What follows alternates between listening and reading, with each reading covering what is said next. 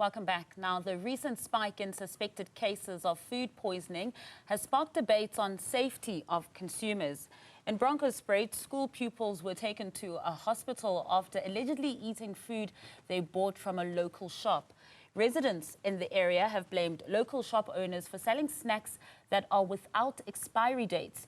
Joining us is Matlou, Setati, who's a Food and Safety and Sustainability Initiative Executive at the Consumer Goods Council of South Africa, as well as Sibusiso, Ngcobo, who's the Deputy Secretary and Head of Business Development at the South African Spaza and Tuckshop Association.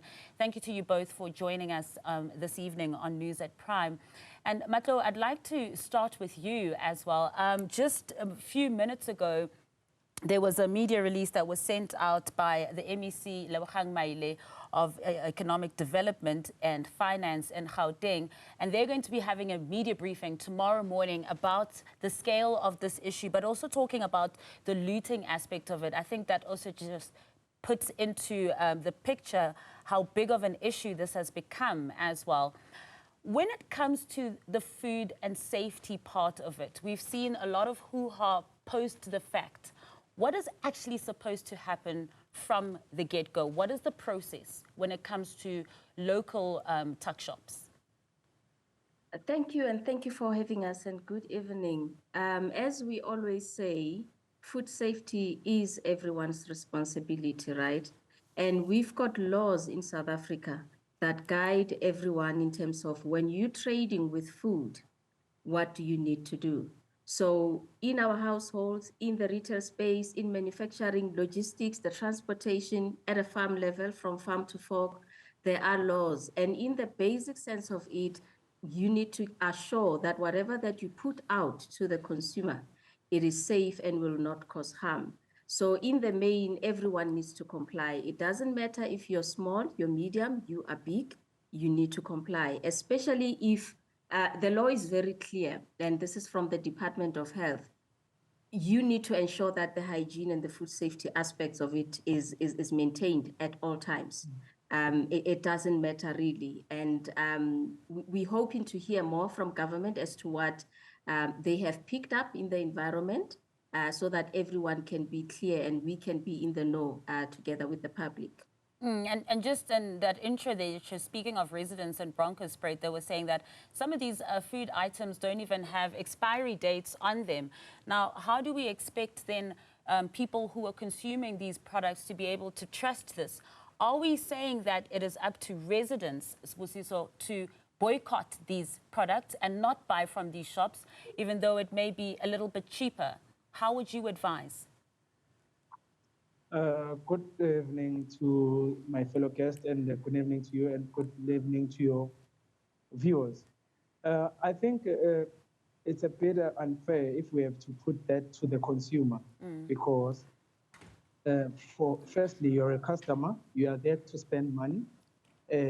Food safety is one of our basic human rights. So the Consumer Protection Act needs to ensure that the consumers are protected, firstly, because you understand that we are coming from previously disadvantaged backgrounds. There is still a level of illiteracy. There is still a level of trust that comes with the previous dispensation of tuck shop owners who were locals. You were sure that whatever you buy on the shelf is right. Understand?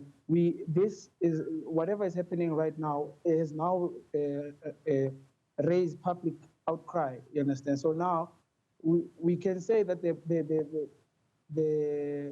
citizens or the customers can just now control their buying power, buy to whoever who has the interest of the community at heart. You understand? Because it's clear that even though we enforce, we are happy and we appreciate foreign nationals and locals who are compliant with the bylaws and of environmental health and safety. But we have to understand that this thing is now, everything now is coming out. You see everything is trending in the media with this blitz operation conducted by the Department of Environmental Health. We are still finding to this day to this day, expired goods on shelves.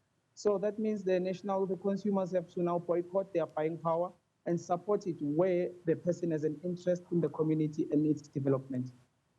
And by no means so do you obviously speak for communities, but also obviously just for the township tuck shops and Spaza shops. But when those products, when we see residents going and looting, for instance, those shops and closing them down, we do know already that there's a shortage of inspectors across the metros as well, who are unable to keep up with the number of Spaza shops that are out there and unable then to monitor them. When these shops do get looted and closed, what happens with that product? Because clearly that product may not be right for consumption. Is it then taken away and, discarded? Is it then gotten rid of? What happens with that product? I think we should not confuse the looting for stock cancelling or damaged stock, recalling of stock. Looting is a protest action from the residents because they have nothing else to do. That stock is damaged, is destroyed. You can never say what happens to the stock, but it's not consumed, understand? Yeah, looting is a demonstration. The government and its officials need to recall that stock. But now that that has not happened, I think it should have been, if there was a notion from the Spaza shop owners to recall and actually feel remorse for what happened in Naledi and what happened in Sharpeville, maybe we should, when the inspectors come, they wouldn't find expired goods on shelves. But clearly, the shelves, even as we speak, are still full with expired goods, illicit products. Yeah, so the looting is a response, a protest response, you understand? I think that's how I can answer that question, yes. Matlou, from a safety perspective as well, we're saying, talking about the Consumer Protection Act and what it should be like and on the ground and what it should ensure. But as we're saying, there's still not enough work that's being done on the ground. Hence, we're seeing these incidents happening almost on a weekly basis now. In the interim, while we are at a shortage of inspectors, what is the solution? Good question. And I asked myself the very same question after reading an article by Ravi Pillay, who worked in the sector. And he says that we are like in a wheel. People die, unfortunately, and we get into a state of panic, and we never know what are the tests. In most cases, we get recalls, where I'm glad Sibusiso is mentioning that. In this case, we never get to know exactly what the problem is. So it's like we're going round and round in circles. I've been with the CGCSA since 2017. And to this point, I was telling my family, I am getting tired of coming to the same and explain the same thing and talk about the same thing. I think we are at the height of this thing where someone just needs to take responsibility and say, where am I dropping the ball? What part of myself in terms of the process in the value chain, where am I going wrong? And also everyone just needs to do their part. And because it's a chain, we need to hand over the responsibility. The retailers, big, medium, small, they all need to play their role. Consumers at home, we also need to play our role. Government, I think this is the biggest call that we can make. And the question that always comes to me as the person working with the sector in general, I always ask myself, if the one party in the value chain fails, then what do we do? To your point that you asked, do we leave this to the consumers to ensure that they buy safe products? And Sibusiso will tell you that that's the access that they can get closest to them. And also that is the money that they are able, their buying power is sometimes limited. But then what do we do in this case? This is the question that I have for South Africa. So something has got to give.